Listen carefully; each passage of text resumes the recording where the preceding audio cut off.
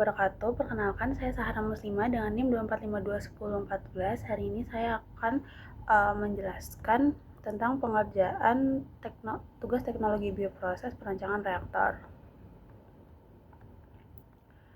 Untuk di sini, soal yang pertama itu adalah asam laktat diproduksi dari glukosa dalam reaktor batch menggunakan Streptococcus lactis. Di soal nomor 1, reaktor batch mula-mula diisi dengan 10 liter medium yang mengandung 40 gram per liter glukosa dan 0,1 gram per liter biomasa. Tidak ada asam laktat pada awalnya. Nah, di sini sudah disediakan model kinetika yang digunakan serta parameter yang akan digunakan untuk perhitungan. Untuk soal yang pertama, ini kita disuruh menggambarkan variasi X, dan P terhadap waktu reaksi dari 0 hingga 20 jam. Di sini saya menggunakan tabel dengan perhitungan metode Euler. Di sini saya sudah menuliskan parameternya kembali. Di sini juga ada tabel dan juga rumus-rumus yang digunakan.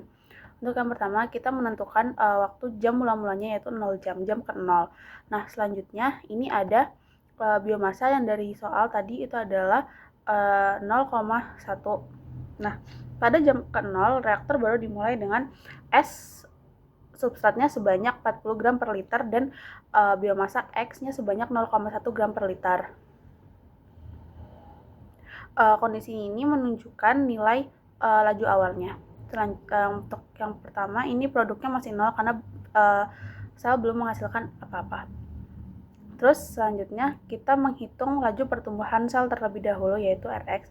Ini kita menggunakan rumus yang ini yang ada di model kinetikanya. Kita bisa lihat bahwa angka yang digunakan untuk rumus Rx adalah ini. Nah, di Rx ini adalah saya mulai membelah. Jadi pada jam ke-0 nilai Rx-nya sebesar 0,01990 gram per liter hour. Ini adalah pertumbuhan sesaat. Artinya selama rentang waktu 1 jam dari awal jam ke-0 sampai jam ke-1 bakteri bertambah sebesar 0,01990 gram per liter jika kecepatan tersebut dipertahankan selama 1 jam penuh. Selanjutnya ini kita menghitung laju konsumsi substrat atau RS. Untuk RS-nya kita menggunakan rumus yang ada di model kinetika juga yaitu yang RS ya. Kita bisa lihat parameter apa saja yang digunakan untuk perhitungan RS ini. Nah, RS ini menunjukkan seberapa banyak sel dalam reaktor yang mengonsumsi substratnya. Di sini sel mengonsumsi substrat sebanyak 0,0498 gram untuk setiap 1 liter volume reaktor. Selanjutnya, itu kita menghitung laju pembentukan produk yaitu RP menggunakan rumus yang paling bawah ini. Di sini mu P-nya adalah 0,1 mu G. Sedangkan mu G itu dijabarkan lagi menjadi rumus ini. Jadi kita masukkan rumusnya ke dalam sel untuk mencari RP. Kita masukkan satu-satu. Kita bisa lihat parameter apa saja yang dipakai untuk perhitungan RP ini.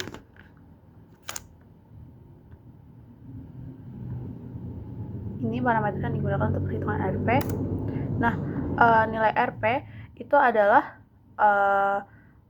kecepatan bakteri dalam memproduksi asam laktat. Jadi nilai ini menunjukkan bahwa ada penambahan produk ke dalam reaktor karena bakteri sedang aktif mengubah substrat menjadi asam laktat dengan kecepatan 0,00020 gram per liter dalam 1 jam. Selanjutnya, tadi Rx, Rs, dan Rp tersebut adalah waktu awal, di waktu mula-mula yaitu jam ke-0. Selanjutnya di jam ke-1, itu kita tinggal menambahkan jam mula-mulanya dengan interval waktu setelahnya, yaitu intervalnya hanya setiap 1 jam. Nah, di sini kita bisa menghitung jumlah biomasanya. Jumlah biomasa ini juga tergantung dengan biomasa mula-mula serta laju pertumbuhan biomasanya tersebut yaitu Rx-nya tadi. Kita bisa lihat parameter yang digunakan di sini untuk X-nya ya. Nah, jumlah X itu berbanding lurus dengan kecepatan Rx. Semakin cepat laju pertumbuhan selnya, maka jumlah selnya juga akan bertambah semakin banyak. Selanjutnya itu ada substrat. Ini parameter yang digunakan juga sama, yaitu substrat mula-mula dan laju konsumsi substratnya, yaitu Rs. Nah, untuk ini, Rs itu menunjukkan jumlah substrat yang dikonsumsi oleh sel. Tanda negatif yang tadi pada Rx ini, Rs itu adalah berapa banyak substrat yang dimakan oleh sel pada jam sebelumnya. Kenapa dia minus? Karena dia berkurang, karena dia dikonsumsi oleh sel tersebut.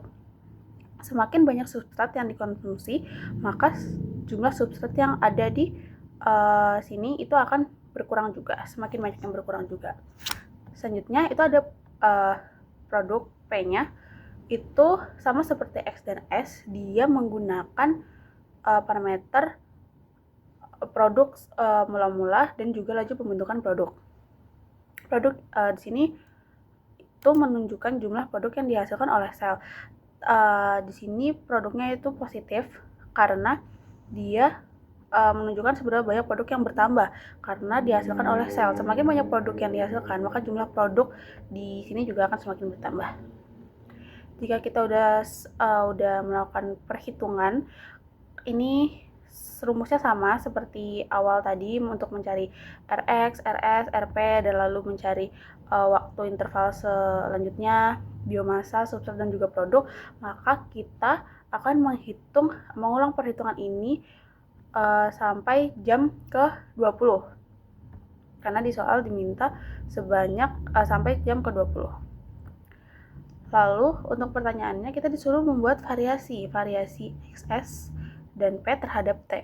Kita bisa lihat di sini, ini adalah garis S terhadap T yang berwarna ungu ini. Bisa dilihat bahwa garisnya turun ke bawah. Ini artinya makanan atau substrat untuk si bakteri ini atau sel semakin lama semakin habis karena secara terus-menerus dimakan atau dikonsumsi oleh sel. Nah, untuk garis yang berwarna biru ini adalah biomasa terhadap waktunya, terhadap T. Nah, biomasa ini itu adalah jumlah bakterinya. Garisnya naik, kalau kita lihat garisnya naik ke atas ya, karena bakterinya terus membelah diri, sehingga dia bertambah semakin banyak. Untuk garis yang terakhir, ini kita bisa lihat bahwa garis ini adalah yang berwarna pink, itu adalah produk terhadap T. Garisnya sedikit naik ke atas, tapi tidak begitu terlihat seperti yang warna biru, tapi sedikit naik ya. Yang awalnya datar, tapi ini sedikit naik. Itu karena semakin banyak bakteri yang bekerja, maka semakin banyak pula produk yang dihasilkan, yaitu asam laktat tersebut. Selanjutnya untuk soal nomor 2 itu kita disuruh menentukan laju produksi maksimum asam laktat dalam gram per hari liter jika setiap batch memerlukan waktu loading, unloading, dan sterilisasi sebesar 3,5 jam.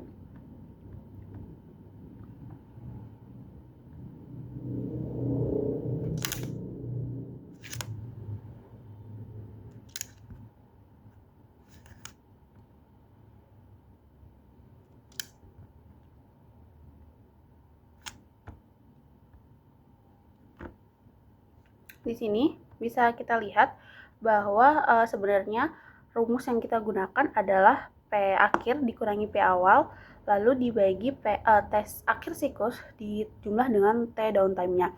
Nah, untuk P akhir ini itu kan ini ada di sini itu 0,363 di produk akhirnya. Nah, karena P awalnya itu 0, jadi saya tidak menuliskan ke dalam rumus tersebut karena hasilnya juga akan sama saja. Terus T akhir siklusnya tadi diminta di soal adalah 20 jam atau jam ke-20. Berarti T-nya itu adalah 20 jam. Lalu T downtime-nya seperti di soal itu maka 3,5 jam. Nah, lalu kita masukin semua angka tersebut ke dalam rumus, lalu kita hitung dan kita mendapatkan bahwa sebanyak 0,01545 gram per liter jam. Namun kan di soal diminta untuk gram per hari liter, jadi kita konversikan satuannya ke dalam satuan harian. Jadi kita kali dengan 24 jam per hari, yaitu sebanyak 0,3708 gram per hari liter.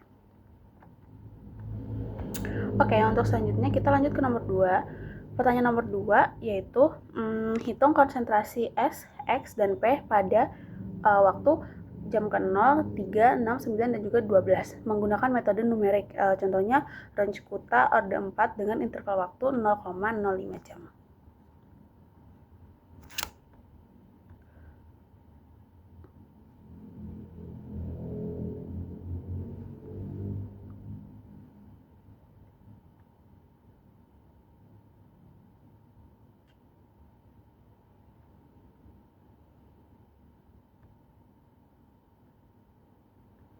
Di sini bisa dilihat tabel range kuta orde 4-nya. Di sini kita menggunakan KS, KX, dan KP masing-masing 1 sampai 4. Kenapa kita menggunakan tersebut sebanyak 4 kali? Karena pada saat waktunya 0, waktu mula-mula, substrat melimpah, mikroba tumbuh dengan kecepatan maksimum. Saat waktu mulai bertambah, mikroba akan memakan substrat, lalu substratnya akan menurun. Karena substrat ini menurun, kecepatan mikroba dalam akan mempengaruhi kecepatan mikroba dalam bertumbuh, yaitu Kx-nya. Dia akan mempengaruhi Kx-nya tersebut. Lalu nanti mikroba tersebut akan memakan substrat, yaitu Ks, dan akhirnya membentuk produk, yaitu Kp. Nanti produknya pun juga akan berubah seiring berjalannya waktu. Saat substrat mendekati 0, kecepatan pertumbuhan dan konsumsi akan melambat karena sumber dayanya hampir habis atau substratnya mulai semakin menipis. Karena substrat terus berubah di setiap detik, maka kecepatan yang dihitung di awal, yaitu K1, itu akan berbeda dengan kecepatan di tengah, yaitu K2 dan K3. Dan juga dia akan berbeda di kecepatan akhir, yaitu di K4-nya. Yang pertama di sini kita masukkan lagi interval waktunya, yaitu waktu mula-mula. Yang pertama jam ke-0, lalu kita masukkan lagi nilai biomasanya, yaitu 0,2, substratnya 10, dan juga produknya 0 karena sel belum menghasilkan produk apapun.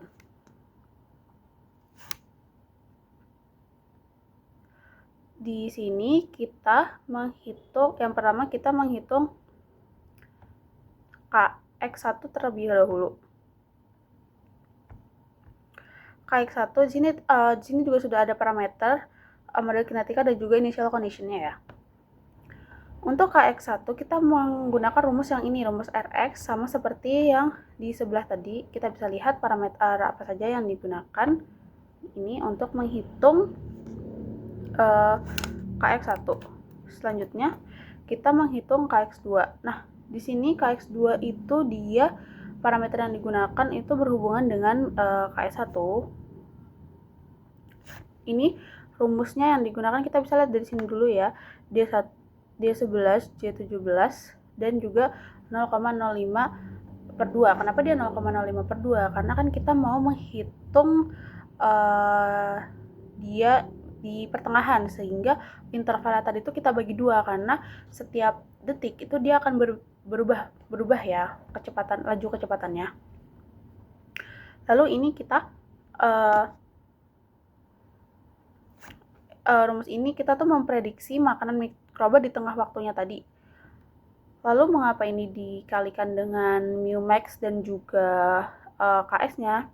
Itu karena kita menyesuaikan kecepatan tumbuh mikroba secara otomatis berdasarkan sisa nutrisi yang tersedia, karena kan substratnya otomatis akan berkurang terus beriring sewaktu-waktu mereka mengonsumsi substrat tersebut. Lalu untuk rumus yang terakhir ini adalah dia mempengaruhi jumlah mikroba di waktu tersebut. Jadi waktu di tengah-tengah di Kx2 ini itu juga kecepatan lajunya dihitung. Jadi ini yang baru. Sehingga rumusnya menjadi seperti ini. Interval-interval yang digunakan adalah ini. Selanjutnya itu kita menghitung Kx3 dan juga Kx4. Kx3 dan juga Kx4 ini prinsipnya sama seperti yang tadi. KX3 ini masih di pertengahan waktu, sedangkan KX4 ini dia di akhir waktu. Jadi parameter yang digunakan itu berbeda, hanya berbeda sedikit dari KX2 tadi, tapi prinsipnya tetap sama. KX2 menggunakan KX1, KX3 menggunakan KX2, KX4 menggunakan KX3. Nah, selanjutnya kita bisa mencari KS1. KS1 ini kita mencari menggunakan rumus KS, RS yang ini. Nah, KP1 itu juga kita menggunakan rumus yang sama seperti di model kinetika tersebut, yaitu rumus RP yang paling bawah. Nah, setelah itu untuk menghitung KS2, KS3, KX4 dan serta KP2, KP3, KP4 itu prinsipnya sama dengan KX2, 3 dan juga 4.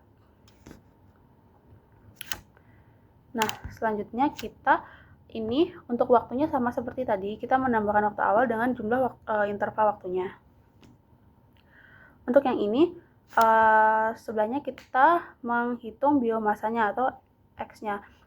Parameter yang digunakan adalah X mula-mula dan KX1 hingga KX4.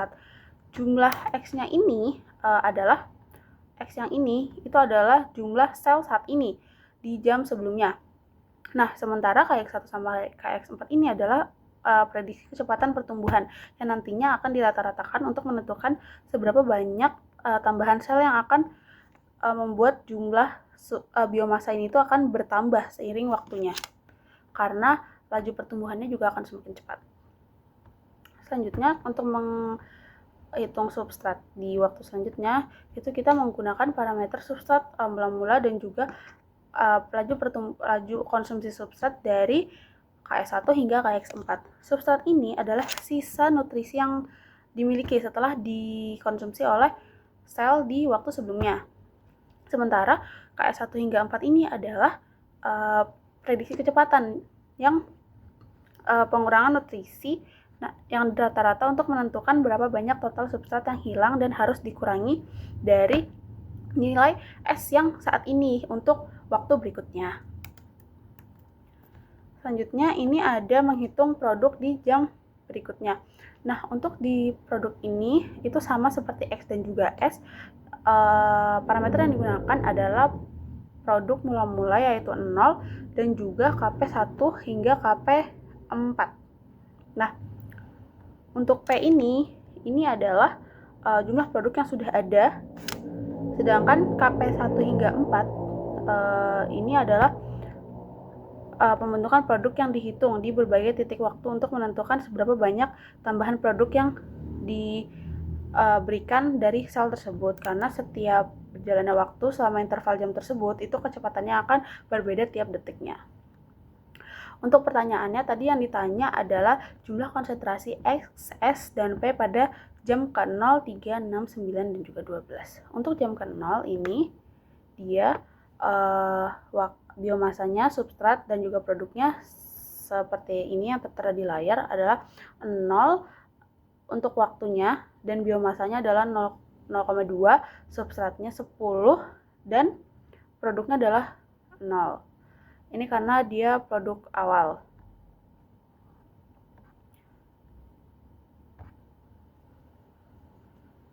Selanjutnya untuk jam ketiga itu ini seperti yang tertera di layar.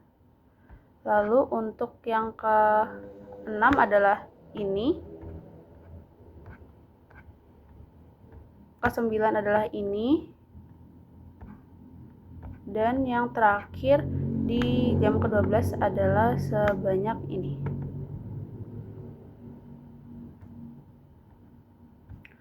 Oke, selanjutnya adalah soal kedua, yaitu kita diminta untuk menentukan laju produksi maksimum produknya dalam satuan G liter jam. Perhitungan laju maksimum produksi pembentukan ini itu adalah dia menggunakan persamaan King Pirate, yaitu persamaan ini menyatakan bahwa laju pembentukan produk itu dipengaruhi oleh dua hal utama, yaitu laju pertumbuhan sel dan juga konsentrasi biomasa itu sendiri. Jadi di sini kita bisa melihat bahwa rumusnya itu adalah alfa dikali Rx ditambah beta kali X. Nah, Rx ini itu rumusnya adalah yang ini tadi kita masukkan. Nah, rumus Rx ini itu kan tadi sama dengan rumus Kx1. Jadi tadi kita sudah menghitung Rx ini, yaitu Kx1 ini. Kita tulis saja nilai Kx1-nya langsung. Nah, kita menggunakan untuk nilai X-nya itu kita menggunakan di waktu 4,65 jam. Nah, kenapa kita menggunakan ini? Karena pada fase eksponensial substrat tersebut habis pada waktu 4,65 jam. Kita lihat di sini. Nih, 4,65 jam ini adalah batas bahwa substratnya tuh habis dan mikrobanya berhenti untuk tumbuh. Jadi kita menggunakan data yang ini sehingga nilai X-nya adalah 5,118. Nih, lalu kita tinggal masukkan saja angka-angka ini parameternya ke rumus yang ada di sini. Jadi kita tinggal masukkan, lalu kita dapat bahwa hasilnya adalah 0,4236 gram per liter jam. Selanjutnya, untuk nomor 3 itu adalah kita diminta untuk menurunkan hubungan antara laju produk RP dan juga laju pertumbuhan spesifik, itu mu-nya. Ini kita bisa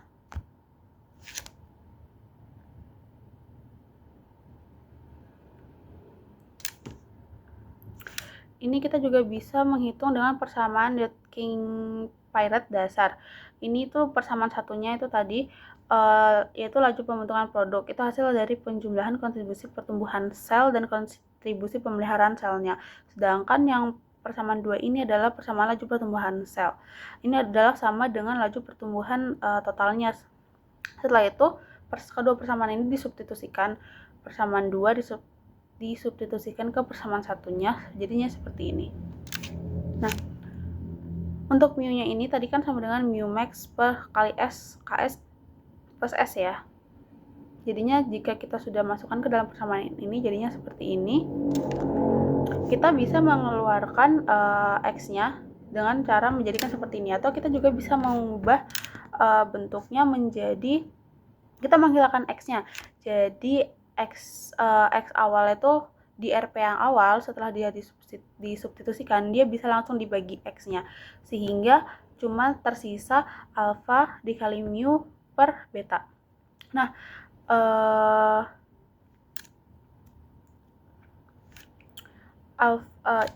kita tuh ini laju pembentukan produk spesifiknya itu bisa saja didefinisikan sebagai Kp sama dengan Rp per X kalau kita mau membagi X, bukan mengeluarkan X-nya. Sehingga kita bisa menjadikan persamaan tersebut adalah Kp sama dengan alfa dikali mu per beta.